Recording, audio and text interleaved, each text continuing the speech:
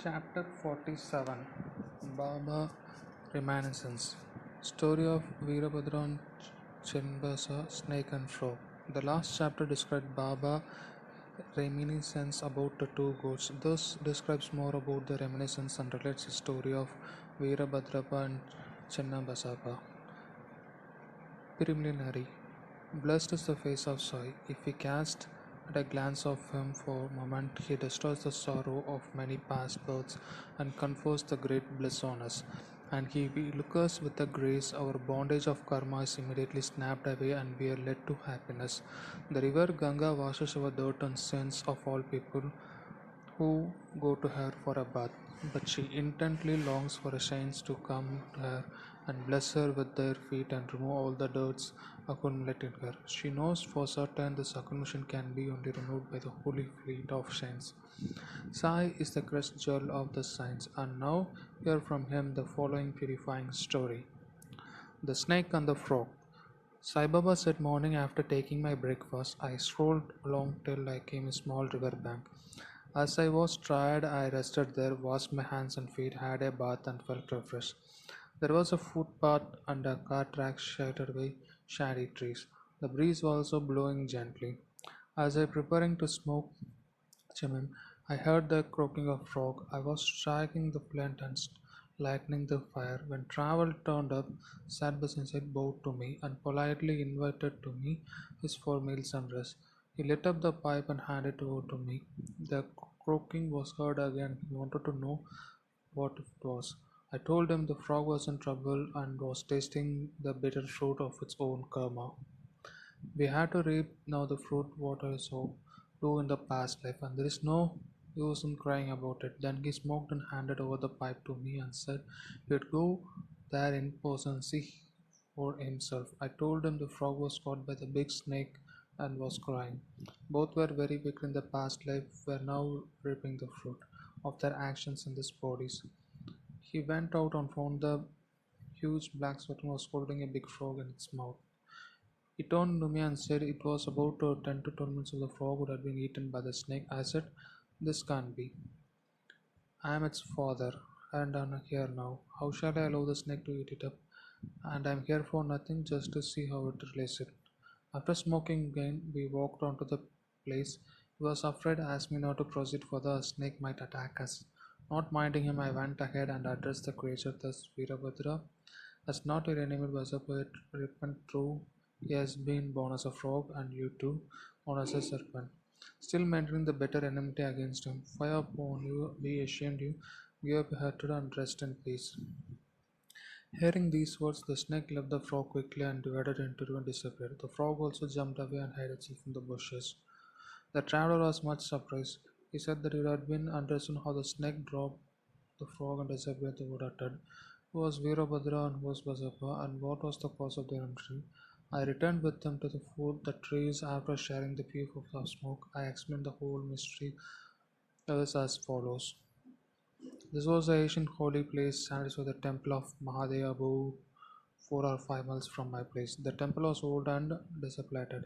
The residents of the place collected funds for its repair. After a large amount was collected, the arrangement of worship was made and plans were estimated for repairs and were prepared.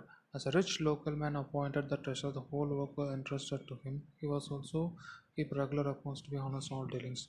He was the first class miser and spent very less for the repairs, which consequently made very little progress. He spent all his funds, swallowed small amount and spent nothing from his pocket.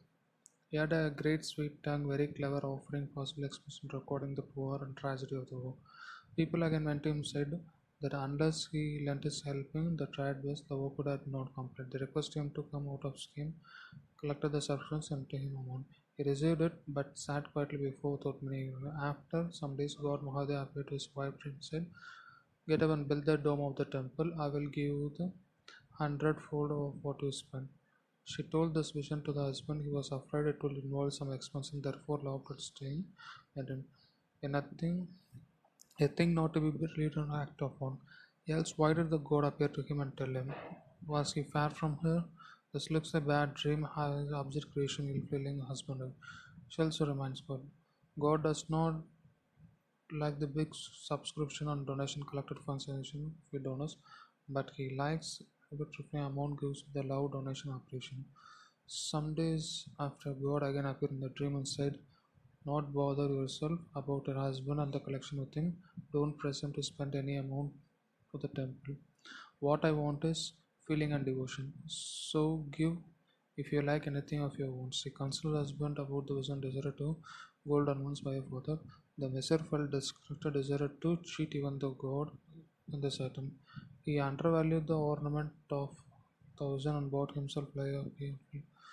The wife agreed to the field not his own. It's belonging to the poor and work 200. She was not able to redeem for long. So Cunning still cheated all his wife, even God. The land was sterile, uncultivated, worth nothing, yielded nothing, even in the best season. Thus ended in the transaction. The land was given in the process of poor prices, which was placed in dormant. Sometime later on, the strange things happened. This was terrific storm, heavy downpour. Lightning struck the house of Mr. when he his wife both died. Dubaki also breathed her last. In next life, the rich Mr. was born at Mathura in the Brahmin family, was moved into the Veerabhadra. His devotee wife born doctor of priest of the temple Gauri.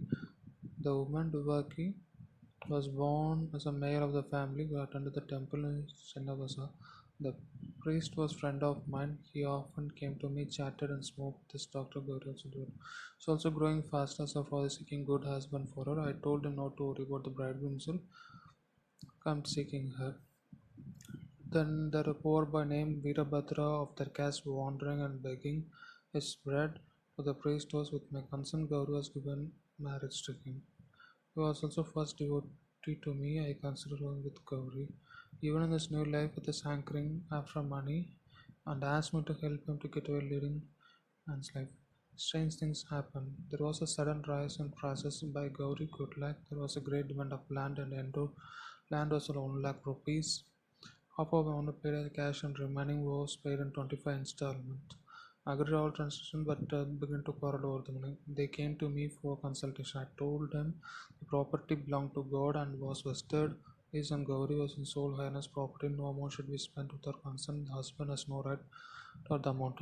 Hearing my opinion, Veerabhadra was worth with me and said I wanted to establish Gauri claim and embrace her property. I remember the god and kept quiet. Veerabhadra scolded his wife. She came to me at noon and requested me not mind the words of others, not to discredit as she was my daughter. Thus, my protection I gave pledge I will cross to seven seas to help her. Then night Gauri had a vision. Mahadev appeared in a dream, said the whole money is yours. Do not give anything to anybody. Spend some amounts of temple purposes in consultation with Chennabasa, and if you want use it for some other purpose, consult Baba and the masjid. Gauri told me the vision and gave the proper advice in this matter. I told to make the principal or capital amount to herself, give half amount interest of Chennabasa, and that Veerabhadra had nothing to do in the matter. While I was thus talking, both Veerabhadra and Chennabasa came quarreling. I tried appear to be and told them God visions to Gauri. Veerabhadra got wild and agreed to kill Chennabasa, cutting pieces. The later timid he got my feet, sought my refuge. I pledged to say him the worth of his food. Then after some Veerabhadra died, was born as a snake, Chennabasa died as a frog. On hearing the croaking, Chennabasa removed my pledge. I came here, saved him, Kirman. God ran to his devotee for help times danger. He saved Chennabasa by sending me here. All is God lead us a sport.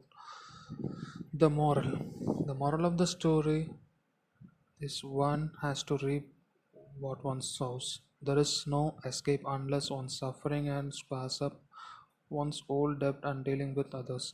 And that greed of money drags greed man to lowest level and ultimately bring destruction him and others. Bow to Sri Sai.